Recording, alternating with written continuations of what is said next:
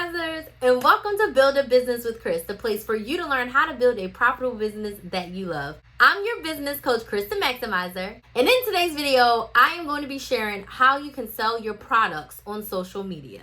Listen, I am a content coach. I've been creating content on social media since 2018, and I am so excited to help all of my product-based businesses better position their product and make sales on social media. So I'm gonna dig into some of my top tips for helping you to sell your products on social media, regardless of the platform. My first tip for you is to focus on one group of products at a time. So let's just use candles for an example. If you sell multiple types of candles, you're a candle maker, you hand make these beautiful candles, you don't want to get on your social media and say, go to chrislovescandles.com and buy your candle. No, you want to choose specific candles to feature, either for the week or for the month. So let's just say this week you're featuring vanilla and lavender. So what you want to do is you want to only sell publicly vanilla and lavender. You want to talk about the vanilla candle and the lavender candle, how you make them, the scents, all the things around the candle as your feature. And you let people know you can go to Chris Loves Candles to purchase your vanilla or your lavender candle. But then when they get to your website, there's 35 other types of candles that they can purchase as well. Because you can't sell everything all the time on social media. You want to narrow it down and sell one group of items at a time publicly on social media. My second tip for you is be clear on the problem that your product solves.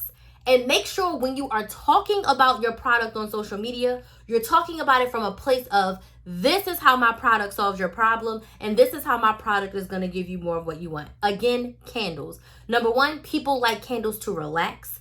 People like candles for the scent. People like candles for the light. People like candles for the intimate scene that it can bring. So what problem is this solving? It's solving the fact that you need lights. It's solving the fact that you want your house or an area or a room to smell really good. It's solving the problem where you want to set an intimate atmosphere for you and who else, right? Or sometimes just you, sometimes you and some other people too, but it's solving that problem, right? So when you're talking about your product, you're talking about it from a place of, how does this product solve a problem? How does it offer convenience? How does it give you more of what you want? And then most importantly, why are your candles different? Why should I pay $25 for your candles instead of the Bath and Body Works that I know for sure I've been getting those for years? I've been getting those for years. What sets your candles apart in regards to solving my problem? They're handmade by you. What are your ingredients? You really want to focus on, this product is going to solve your problem, and this is why. The next tip that I have for you is to have a price, okay, that number one, you're comfortable with. Number two is all inclusive of what it costs to make the product plus what you want to make per product. What I mean is, as a small business owner, you should get paid from the first day that you make a sale. So when you are pricing your products, I want you to tell yourself in the beginning, how much do I want to make per candle that I make? I had this conversation with one of my clients. She sells teas. I said, how much do you want to make from each tea bag? She didn't know. I said, go back and come up with the price.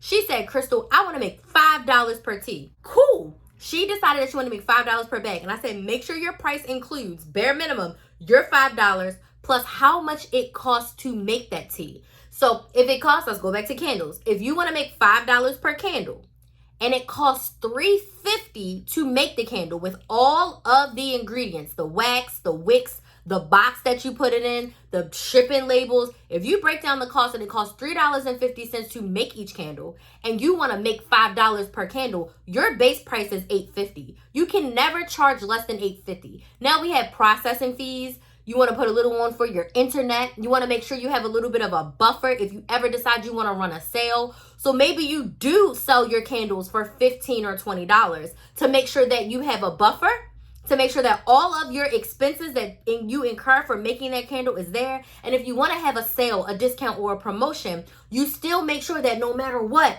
you never get less than $8.50 for that candle, because that is your base price. And the price has to be something that you're comfortable with. You can't sell a candle that costs $8.50 to make for $10. Like, that's a little bit unrealistic for yourself because you have no buffer, you have no room, you have no space. And you darn sure can't sell it for $8 or $8.50 because you really leave yourself no space or no wiggle room if anything were to happen. Plus, you have processing fees through whatever payment processor you're running your payments through. So you would always be losing money. You need to have a price that's comfortable. Now, charging $100 for that candle that you made at home that only cost $8.50 to make may make you feel uncomfortable. So you're not going to want to sell it for $100. You're probably not even going to want to sell it for $50. So you need to make sure the price is something that you're comfortable with, but also all inclusive of how much it costs to make. I've had clients come to me and they're charging $10 for a product. And then when I tell them to do the math, how much does it cost to make? How much does it cost to acquire? It's like, well, Crystal, it costs $8.75 to make. So selling it for $10, you're losing money. Your processing fee is probably somewhere between 80, 85 cents, and that leaves no room for profit, business savings, any business expenses, any future funds. You leave yourself no wiggle room if you're selling it for $10 and it costs $8.75 to make, and your processing fees are 81 cents per transaction. There's no money left for you to actually make a dollar or a cent. So again, make sure your prices you're comfortable with, and it's inclusive of everything that it costs to make the product. My next tip for you when selling your products on social media, to make sure that it's easy for your audience to buy from you.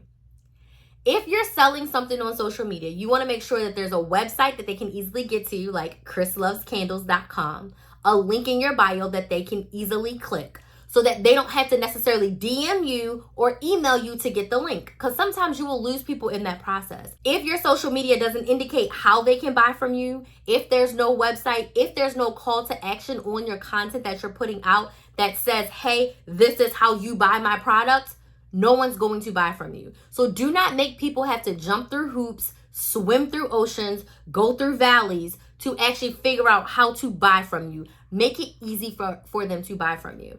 And then my next tip is my favorite tip when selling products on social media: go live. I want you to think about QVC. QVC has been around for a lot of years, and they sell stuff live on TV. And in the old days, women would be glued to the QVC site. They would see something they liked, they would call in, type in the numbers, and give those people their credit card or send in a check or a money order, and they would get their products. So when you go live, you want to go live from the standpoint of, this is my product and this is how it's going to help you. You don't have to sit on your live and say, buy my candles, buy my candles, buy my candles. You can go on live and show us the process of you making your candles. You can go on live and show us the process of you packaging your candles. You can go on live and talk to us about your process for choosing your next scents of candles. You can go live and show us at your local farmers market selling your candles. You can go live and answer questions about your candles. But you want to go live and show us your products. If you sell a physical product, I want to see it. You should have candles in front of you. You should show me the cinnamon. You should show me the vanilla. You should show me the lavender. Whatever you're featuring for the week, you can have those candles out. Make sure that when you are on live, you're talking about your product from a standpoint. This is how it solves your problem. This is how it's going to give you more of what you want. This is why you need my candles and not the ones at Bath & Body Works. So when you are talking about your products on social media, how do they solve a problem? How does your ideal client get more of what they want? How is it going to offer them some sort of convenience in their life? And don't forget to talk about your story. The what and the why of your story of why you even started this business in the first place. Because as a small business owner, your audience needs to know you, like you, and trust you in order to buy from you. And knowing your story is a huge part of being able to buy from a small business. So those are my tips for my product-based business owners to actually sell their products on social media. Let me know what tip in the comments was most helpful for you. And if you're like, Crystal, I need help selling on social media, I need help creating my content, let's work together one-on-one. My one-on-one coaching is currently available, and what we will do is we will come up with a consistent content plan that brings you in consistent sales without you having to run ads or hire an influencer. So if you want to work with me one-on-one, go ahead and book your free sales call so we can chat about what it would look like to work together, and you can book your sales call at christhemaximizer.com or click the link in the description box. I want to thank you all so much for watching. If you haven't subscribed, please subscribe. Join the Build a Business with Chris family, and I'll see you in the next video.